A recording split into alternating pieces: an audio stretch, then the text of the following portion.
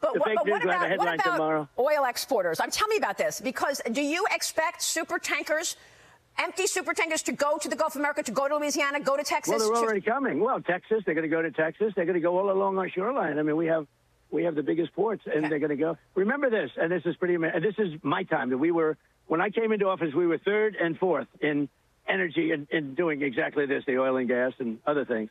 Now we're bigger than Saudi Arabia. Think of this. And we're bigger than Saudi Arabia. Add Saudi Arabia with Russia and add another country in there, whichever one you want. We're bigger than all of them combined. Think of that.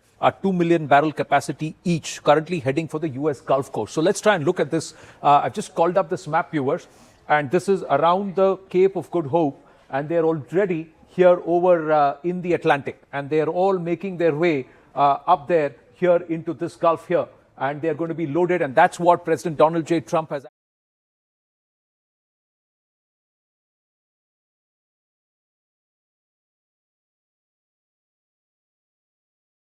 The U.S. has issued stark warnings to China that if they provide military support to Iran, they will face serious consequences, potentially deadly consequences. And this could devastate the entire globe. I mean, these are world superpowers here. Now, understand, China has publicly criticized U.S. military actions, especially the naval blockade that's occurring right now, as an escalation risk. And unfortunately, intelligence signals are pointing towards the fact that there is possible indirect support. So who knows if eventually the CIA or the military are going to come out and say to President Donald Trump, you know, it looks like China has already sold their arms to Iran. Leave a comment down below if you think that's already happening, or leave a comment down below if you think that's not happening and it's just the U.S. tripping a little bit. But listen, though no confirmed large-scale weapon transfers have occurred, this still marks a potentially deadly change in the war timeline. Well, guys, look, it's safe to say that China is entering this war. And as we always say when we come on here, it's not going to get better. It's just going to get worse, right? So recently, yesterday, I had a call with a client, and she was saying that, do you believe the 2030 agenda is still like valid? When do you think I should like try to really prepare to get out of America? So I really didn't, I can't tell anyone an answer. All I can say is, what do you see, right? Just from the beginning of this year, do you think that things are getting better, or or do you think that things are getting worse? So that's basically what I left her with, and she's like, yeah, you're right. Like that's definitely a mindset that, you know, slips my mind. I really have to take things serious because things has not been getting better, and that's just what we see day after day. Big superpower countries are getting pulled into this war. China holds a lot of resources, I tell you that, when it comes to fertilizer and things like that.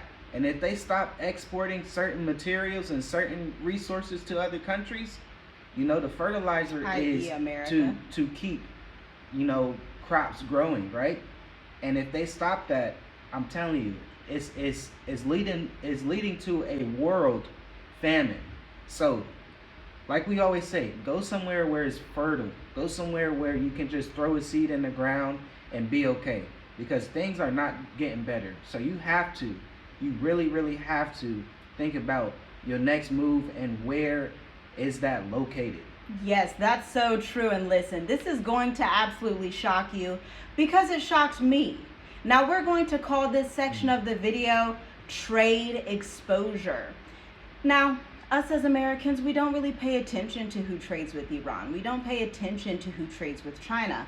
But listen, China and Iran trade exceeds 15 to 20 billion annually, and it's largely energy driven. The U.S.-China trade relationship still exceeds 500 billion annually, even amid armed tensions. And here's the military posture. The U.S. maintains 40,000 to 60,000 troops across the Middle East at all times. China has no comparable troop footprint, but has rapidly expanded naval capabilities, technology, AI, and they are now operating the world's largest navy, technically by ship count. China's navy is bigger than America's navy. And so with this blockade that President Donald Trump has just put into effect, he is basically declaring an economic war indirectly to China, because if they cannot get through the Strait of Hormuz to do business with Iran the way they have been doing, understand, with the Strait of Hormuz, it's not closed. It's only closed to America and Israel. Other nations are getting through, okay? Iran and China are still trading. China was getting through up until this point where the U.S. has their naval blockade. So it's also safe to assume that China, behind the scenes, is working out whatever military action they would potentially do next, because they're not going to let themselves starve because America wants to have the blockade, which actually brings us to the state of the diaspora. See, this Sunday, we have the State of the Diaspora, and literally yesterday we had 3 to 4 clients sign up in one day. Now, here's the thing with the States of the Diaspora that we do. This is the 20th edition where we are really focusing on the island nations, Mauritius, Seychelles, the Swahili coast like Kenya, also Madagascar. These are the only places that you should be looking to move at the end times, at the end of the war. Number one, because of the war, you want to be somewhere that has a port. You may not want to be in a landlocked African nation, okay? Think back to ancient civilizations. Every ancient civilization thrived because they lived on an ocean. They lived on a port where they could secure trade. Mauritius alone, actually, their trade at the Port Louis port has increased 46% since the start of the war, okay? So if these are conversations that you want to have with a group of other expats that you could potentially get into community with, and eventually if you're single, you could go and have a hotel together, a villa together, or if you have a family, you're getting your 10-year to 20-year residence permits. If you like that type of conversation, your ticket's $100. Check out the link in the description. You have to understand that if China arms Iran against the U.S. naval blockade, which could happen, I mean, who's going to just sit there and let that happen to the Strait of Hormuz? Leave a comment down below. Let me know what you think about that. But if they do, in fact, arm Iran with some of their naval equipment, some of their ballistic missile equipment, other technologies, satellite infrastructure, whatever they have up their sleeves, here are the immediate effects. 0 to 30 days, you're going to see the U.S. impose economic sanctions or tariffs at 25 to 50%. Naval tensions will increase around key shipping routes, which is basically already happening. And oil prices will spike to $110 to $150 per barrel. You should probably get in the oil market. Now, at the 30 to 90 day standpoint, proxy conflicts are going to definitely intensify across the region. So this means Dubai could be targeted more from Iran, right? Because Dubai is the main place that Iran has been targeting this entire time. Supply chain delays are going to increase globally. So if you're in America, if you're in Canada, if you're in these Western nations that really don't have fertile ground, that really depend so much on China, the Middle East, on Southern America for agriculture, then your inflation is going to get horridly more expensive. And then insurance costs for those shipping routes is going to go up. Your insurance across the board is going to go up. It's going to hit you in the worst way in America, because America already suffers from higher inflation rates ever since the end of that pandemic in 2020, okay? Now, let's talk long-term effects, 3 months to 12 months down the line. A semi-permanent economic split will begin to form. Now, this economic split is going to look like this. U.S.-aligned economies are still going to work together. China-aligned trade corridors are still going to work together. And the acceleration of a non-U.S. dollar trade system is going to start to come into play. Now, that outcome is not necessarily a full-scale World War III where there's nuclear bombs hitting this place, nuclear bombs hitting that place, but it is economic warfare. It's still global warfare. And it's still a time for you as an American to get situated and see, okay, how am I going to prepare for this? A fractured global economy with competing power blocks is quite honestly a recipe for disaster.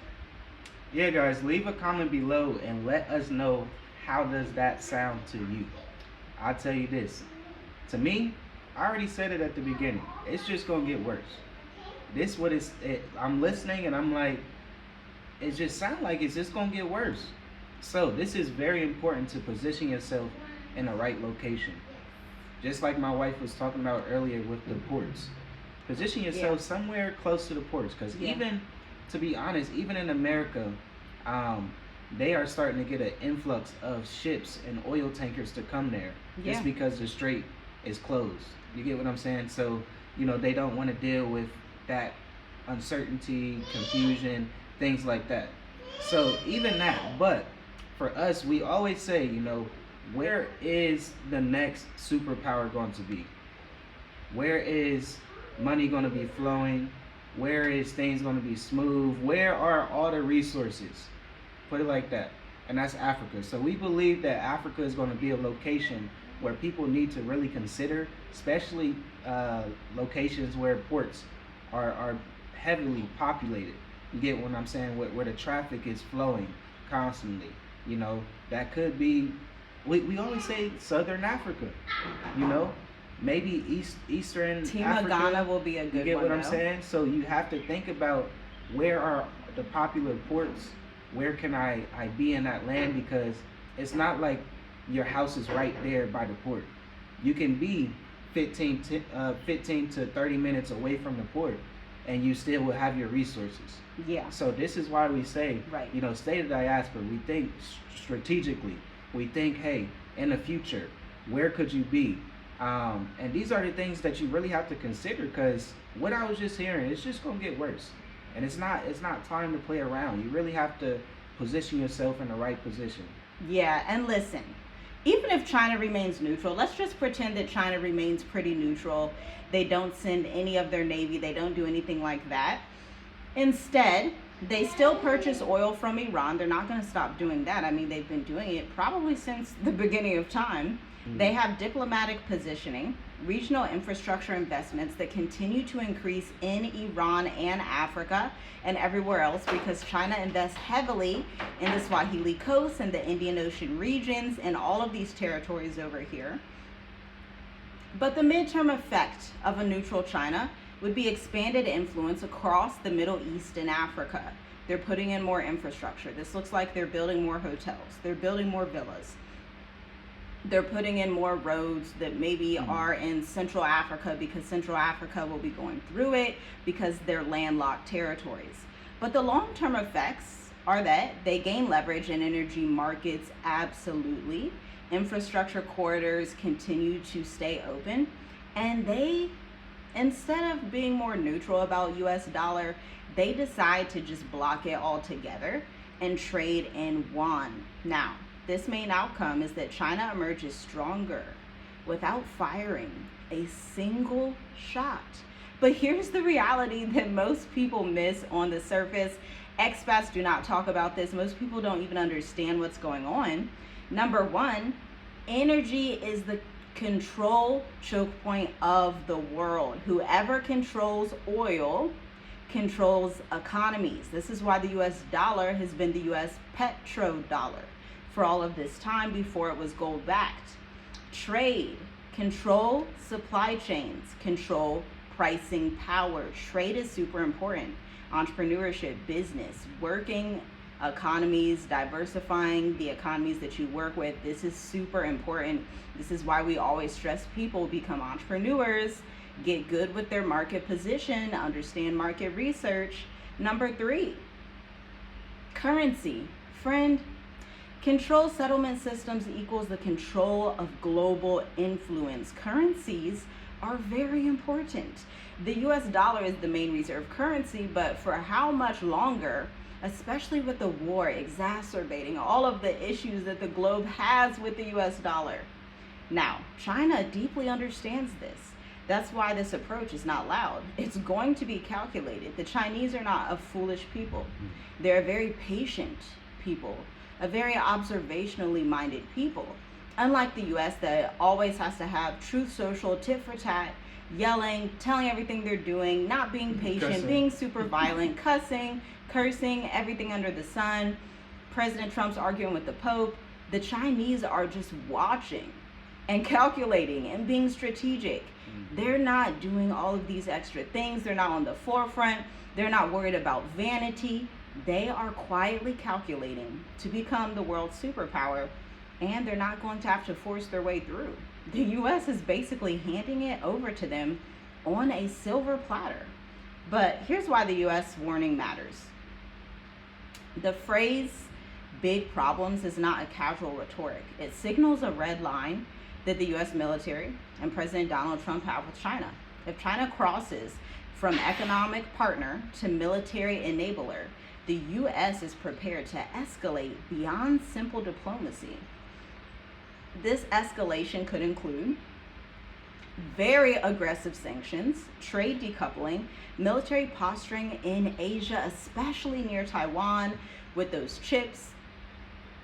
Those chips are basically the foundation of the AI world, and that's where this stops becoming regional and it begins to become more global. Control, guys. Look, that's basically what Donald Trump is trying to do. So as my wife was just explaining about the energy and the trade and the control of supply chains and settlement systems and things like that, think about how Donald Trump set this up already last year in 2025, to be honest. So he's really trying to have that, he's trying to have a strong hand against everyone. So just recently with the Strait of Hormuz closing, everyone's starting to come to America, right? And with other nations, they want to get away from the US dollar, right? And guess what Donald Trump said? We're going to be the crypto capital of the world, right? So when you really understand crypto and the technology behind it, you don't need the US dollar. You get what I'm saying? You need a system in a way. And most of these systems that other countries will be using is going to be some type of token, some type of cryptocurrency, which Donald Trump said, hey, these cryptocurrencies, just think about it. Like once you really start to get in this space of entrepreneurship, just like my wife was saying, you start to understand how the big players move, how they're starting to do things last year, and now all of this is happening. You get what I'm saying? The systems, settlements and things like that, they're going to be using crypto. They're going to be using tokens and things. So my wife just did a video yesterday talking about Visa and MasterCard and Gemini and things like that, Bitcoin, XRP. If you understand what XRP is, if you understand what XLM is, and Donald Trump said these are tax-free things, right? So for me, I always look at the bigger picture. I always look at how can this be checkmate in a way. And of course, it's a lot of things that's happening behind the scenes that you really have to dig deep and understand. And we're not going to go too deep in this video, but things are starting to like, I really don't know how to explain it. For me, I always say it's going to get worse for the average person. But once you have the understanding, Right. once you have the information, you will know how to move around properly. You will know how to move around a little bit better. And that's why we always push to people like, hey, entrepreneurship, because that's going to change your mindset. That's going to make you think a little bit different. That's going to make you move a little bit different. That's going to help you learn how to be strategic, learn how to be 2 steps ahead in every situation, every choice that you make. This is very important in the times that we are in. We just don't know what type of picture Donald Trump might post next. You get what I'm saying? Whatever he was doing with the red cross that he said, and he was healing someone. You get what I'm saying? Like it's a lot that's going on, and it's going to keep happening. It's going to keep happening day by day, week by week, month by month. And the people that knows what's happening, they're getting in the right position. Yeah. And even the big banks, they're profiting off of everything that's happening right now. I'm telling you, there's so many insiders that's so corrupt. Where I don't know what they do behind the scenes, but before Donald Trump was saying ceasefire, somebody put big trades in, billions of dollars, and then they profit. I don't know who it is, but it's someone that's making money off of what's going on, if it's good or if it's bad. So that's why I say you have to have the understanding, and all you're getting, get an understanding. Information is out here for you. Knowledge is out here. Knowledge is going to increase in the last days, and now is your choice to accept it. Opportunities as well, because Also, like you were yes. saying with entrepreneurship, understand when we say entrepreneurship, we do not mean get an LLC and then don't have any clients and don't have any bank statements, because if you actually run a functional business that has marketing, that has sales engineering, that actually sells out, you can get residency in these different territories like we have through our business. But understand, you have to provide bank statements, you have to provide a portfolio, you have to provide a website. Marketing, sales is not a nice to have in business. It's literally the blood and lifeline of your business. So when we say entrepreneurship, we literally mean being functional in your entrepreneurship. Not I have an LLC on paper, but I don't have any clients. Not, oh, I have an LLC, but I registered it 10 years ago and I don't have any marketing. Nobody can even find me. That's not entrepreneurship. That's just you having a hobby and playing around. So you're going to have to make tough decisions, but these tough decisions aren't really that tough. It's like stay broke or be wealthy outside of America. It's not that difficult of a decision.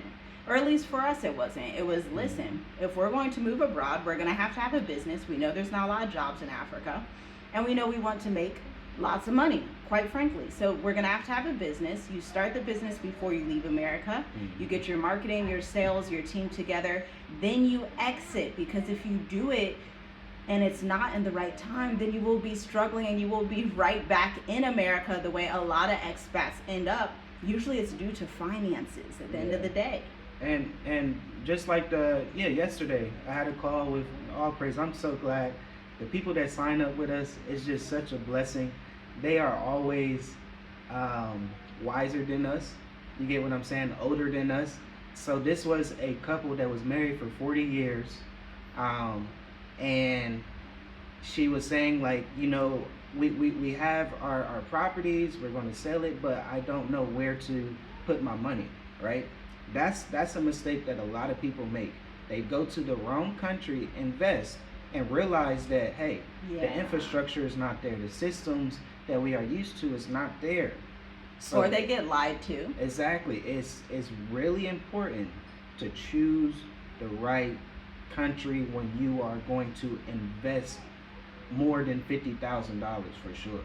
Yeah, for sure. Because, you know, there's countries out here that if you invest $50,000, you could get a residency for 10 years, and it's renewable to 20 years. You get what I'm saying? So you have to choose the right country. So yesterday, it was just a blessing that, you know, she was, you know, teaching me things, I was teaching her things, and she really appreciated the information and the seriousness and the banking logistics behind the fact of how to move large sums of money around and things like that. And it's so surprising that a lot of people don't know this, but it's right there at your fingertips. It really is. It does take a deeper level of research. People are busy in America, inflation, distractions, all of those things. And so if you're like, I'm exhausted from trying to figure all this out, you're like, I'm still using Chase Bank and Bank of America, and I want to use that card abroad. Ma'am, sir, don't do that. Please don't do that. They're going to freeze your account.